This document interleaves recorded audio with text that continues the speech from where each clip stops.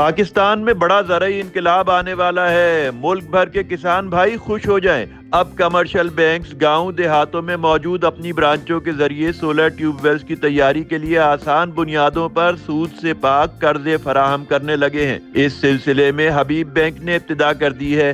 آغا Khan development works اور net zero banking alliance کے تعاون سے شروع ہونے والی یہ اسکیم پاکستانی دیہاتیوں کو کم سرمائے کے ساتھ زیادہ سے زیادہ فصلیں اگانے اور پہلے سے کہیں زیادہ منافع کمانے کا موقع فراہم کرے گی۔ حبیب بینک نے فیصلہ کیا ہے کہ وہ سولر ٹیوب ویلز کی فائننسنگ کے لیے 1 بلین روپے فراہم کرے گا۔ پاکستان کی سونا اگلتی زرعی زمینیں اب ٹیکنالوجی کے ثمرات سے مستفید ہونے جا رہی ہیں۔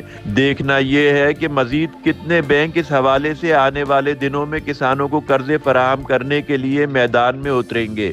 نیوز پاکستان، کراچی۔